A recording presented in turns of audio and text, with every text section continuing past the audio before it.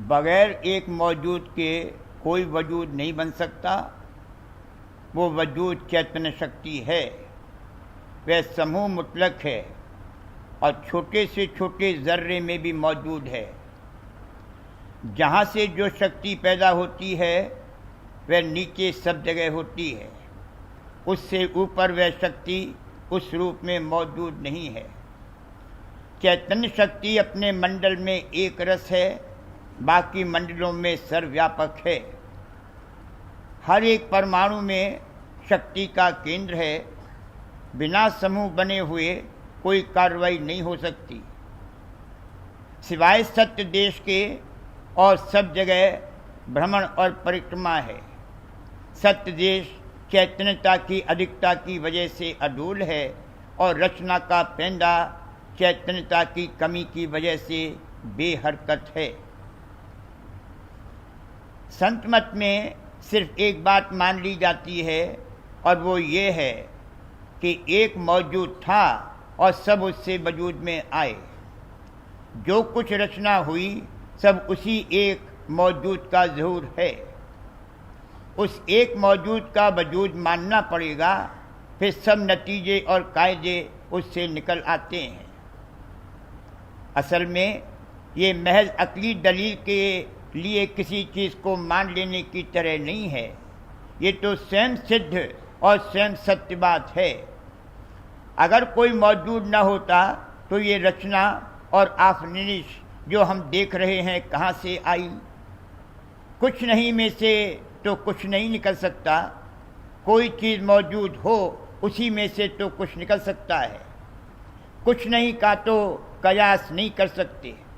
जब कयास करेंगे तो कुछ है का ही कयास करेंगे। कहने का मुद्दा यह है कि कोई मौजूद था, इस बात से कोई इनकार नहीं कर सकता और इसके लिए सबूत की ज़रूरत नहीं है। ये स्वयं सत्य और सिद्ध है। अलबत्ता इसमें ये मतभेद हो सकता है कि कोई कहे एक था, कोई कहे दो थे, कोई कहे तीन थे और कोई कहे बहुत से थे जिनसे ये रचना पैदा हुई। चाहे एक हो, चाहे दो हों और चाहे बहुत से मिलकर हों, कोई मौजूद था ज़रूर जिसका ये सब ज़हूरा है, वही मालिक है। दूसरे इसमें ये भी फ़र्क हो सकता है और है कि किसकी कहाँ तक गति है।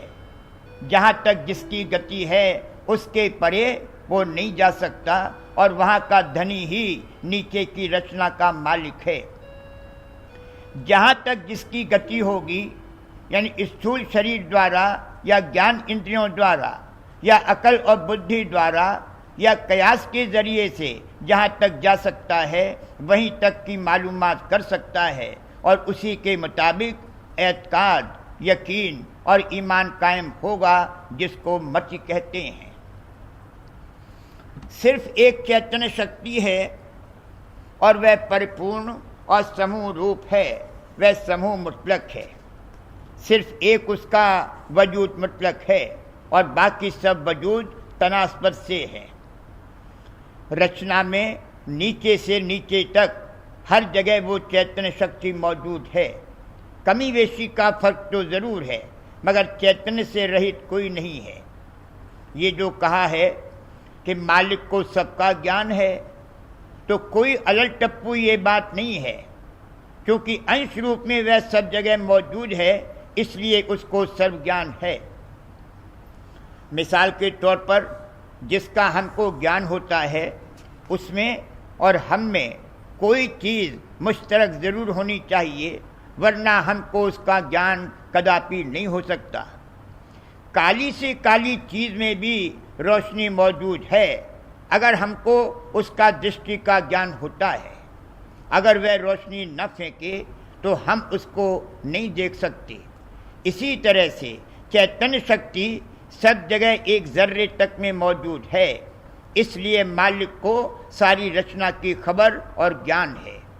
इसी से ये एक आम कायदा या उसूल निकलता है कि जो शक्ति जहाँ से उत्पन्न हुई उसके नीचे नीचे उस रूप में कमी वेशी के साथ वह सब जगह मौजूद है। उससे ऊपर वह शक्ति उस रूप में मौजूद नहीं है, उसका दूसरा रूप है। जहाँ से प्रथम बिजली की ताकत पैदा हुई, उसके नीचे वो सब में मौजूद है। जिन चीज़ों को यहाँ नॉन कंडक्टर कहते हैं, जिनमें बिजली की धार नहीं आ सकती, वो भी बिल्कुल बिजली की ताकत से शून्य नहीं है। इसी तरह से जिस स्थान से 5 तत्व अपने मूल रूप में प्रकट हुए हैं, उनसे नीचे वे हर एक चीज़ में मौजूद हैं। चुनांचे असलियत में ये सब चीज़ें कंपाउंड यानी तत्वों की मिलौनी की हैं। कोई चीज़ यहाँ तत्व रूप में नहीं है। यहाँ जिनको तत्व कहते हैं, उनसे सिर्फ इतना ही मतलब है कि इस सतह पर हम उन चीज़ों को और सूक्ष्म रूप में नहीं कर सकते, इसके ऊपर वो हो जाएंगी। ये 5 तत्व भी सिर्फ नीचे की रचना के तनास्पद में तत्व हैं, वरना केवल एक तत्व जो कि सार तत्व है, सिर्फ चैतन्य शक्ति है। उसी से दर्जे बदर्जे सब निकले और पैदा हुए, या यूँ कहो कि उसी के ये सब न्यारे न्यारे रूप हैं। जिस कदर उस समूह मुतलक से दूरी और फासला बढ़ता गया, उसी कदर जड़ता पैदा होती गई, जिसकी वजह से अनेक रूप नमूद में आए, वरना अंतर के अंतर्गत वही सिर्फ एक चैतन्य शक्ति है। पत्थर के थंबे पर हाथ फेरने से जो एहसास होता है, वो सिर्फ यही है कि नीचे उतार होते होते और जड़ता बढ़ते बढ़ते अब इस जगह और इस हालत में चैतन्य ने ये रूप धारण किया है। उनके अंदर चैतन्य मौजूद है। हम लोग जहाँ रहते हैं, यानी ये देश सामान्य चैतन्य का है, बल्कि चैतन्य बहुत कम है और जड़ता बहुत ज़्यादा है। ये पूर्ण चैतन्यता का देश नहीं है। अगर इस देश में या हम में पूर्ण चैतन्यता होती, तो क्या वजह है कि हम एक थोड़े से महदूद हल्के में ही देख सकते और इसका दृष्टि का ज्ञान प्राप्त कर सकते? क्यों नहीं हम कुल रचना और आफरीश को देख सकते और उसका ज्ञान प्राप्त कर सकते? टेलीस्कोप और माइक्रोस्कोप की मदद से हम बहुत दूर की और बहुत बारीक चीज़ देख सकते हैं। इससे ये तो जाहिर हुआ कि दृष्टि के ज्ञान का हल्का बढ़ाने की हम में योग्यता और गुंजाइश है, मगर इस जगह स्थूल और मोटे परतों में गुजरकर जो रोशनी का रूप है, उसका ज्ञान हमको होता है। दृष्टि की शक्ति तो हमारी चैतन्यता में ही है, वरना यहाँ नहीं पैदा हो सकती, मगर वो स्थूल पर्दों और औजारों की मोहताज हो गई है। जिस कदर चैतन्यता बढ़ती जाएगी, उसी कदर ज्ञान भी बढ़ता जाएगा और ये मोहताजी कम होती जाएगी। वो चैतन्य शक्ति अपने मंडल में तो एक रस है, बाकी वह सर्वव्यापक है, मगर एक रस नहीं है। 2 ही बातें हो सकती हैं, या तो एक रस व्यापक हो या कमी बेशी के साथ हो। शक्ति एक रस व्यापक हो नहीं सकती, ये नामुमकिन है। अगर एक रस व्यापक हो तो कोई कार्रवाई नहीं होगी। शक्ति को सब जगह एक रस करने के लिए उसका बिखेर करना पड़ेगा, और बिखेर अगर बेरोक टोक हो तो विनाश की अवस्था पहुंच जाएगी। वो ऐसा कभी होगा नहीं, क्योंकि कुदरत ने रुकावटें रखी हैं, जिनसे एक दर्जे के बाद बेरोक टोक शक्ति का और बिखेर नहीं हो सकता। कुल रचना में कार्रवाई समूह, केंद्र, मरकज बन बनकर हो रही है, और इसी में बेहतरीन नतीजा निकलता है और रचना का कयाम है। एक परमाणु तक में शक्ति का केंद्र और मरकज है। बिना समूह बने कोई कार्रवाई और रचना नहीं हो सकती। जैसे सूर्यमंडल का केंद्र सूर्य है और उसके गिर्द और छोटे छोटे नक्षत्र आदि भ्रमण और परिक्रमा कर रहे हैं, ठीक उसी तौर से एक छोटे से छोटे परमाणु की रचना है। उसमें भी एक केंद्र है जहाँ शक्ति का समूह है, और उसके इर्द गिर्द छोटे और कम शक्ति वाले परमाणु भ्रमण और परिक्रमा कर रहे हैं। जिसको अंग्रेजी में रोटेशन और रिवोल्यूशन कहते हैं। रोटेशन से रिवोल्यूशन है।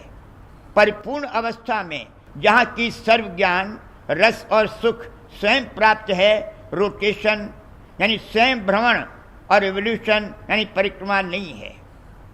जिस जगह से कमी शुरू हुई उस जगह से प्रथम रोटेशन यानी भ्रमण और तब रिवोल्यूशन यानी परिक्रमा की उत्पत्ति हुई। जब कमी महसूस हुई तो सोच विचार हुआ कि कौन जतन करें जिससे सुख प्राप्त हो।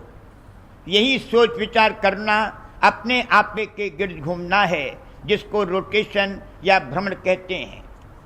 दूसरे का मतलब और अपना मतलब और, यानी जहाँ से अतिरिक्त आपा कायम हुआ वहीं से सोच विचार और भ्रमण करना पैदा हुआ।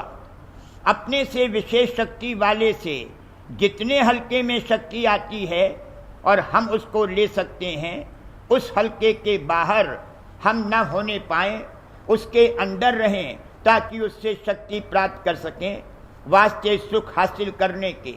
ये रिवोल्यूशन यानी परिक्रमा करने की उत्पत्ति है। ये पृथ्वी भ्रमण और परिक्रमा दोनों कर रही है। अपनी कीली पर घूमना भ्रमण कहलाता है और सूर्य के गिर्द घूमना परिक्रमा कहलाता है। बहुत से ऐसे काम हैं जो पृथ्वी के रोटेशन यानी स्वयं भ्रमण से होते हैं और सूर्य से इतनी दूर न हो जाए कि उससे ताकत न हासिल कर सके और इतनी नज़दीक न चली जाए कि नेस्त हो जाए। इसके लिए वो एक खास रास्ते पर, जो कि अंडाकार है, परिक्रमा करती है। इस तरह जहाँ से प्रथम रोटेशन और रिवोल्यूशन की उत्पत्ति हुई, उसके नीचे बराबर केंद्र बनते चले आए हैं और होते होते जब और केंद्र नहीं बन सकता, वही रचना का पैदा है। शक्ति कम होते होते वहाँ इस कदर न्यून हो गई है कि अब वो कार्रवाई नहीं कर सकती, मगर शक्ति वहाँ जरूर मौजूद है। यह रचना का दूसरा कुतुब या सिरा है। ये बवजह कमी के स्थिर और स्थित अवस्था में है। बरक्सिस के वो कुतुब जो कि चैतन्यता का समूह मुतलक है, बवजह शक्ति की अत्यंतता के स्थिर और स्थित अवस्था में है। वो अडोल है मगर कुल हरकत का कारण है। ये बात जिद्दन मालूम होती है। इसी तरह बहुत सी बातें, मसलन अंतर्मुख शक्ति से बहिर्मुख शक्ति और परिपूर्ण अवस्था से कमी पैदा हुई, जिद्दन मालूम होती है, मगर संत मत में वह माकूल तौर पर समझाई जा सकती है।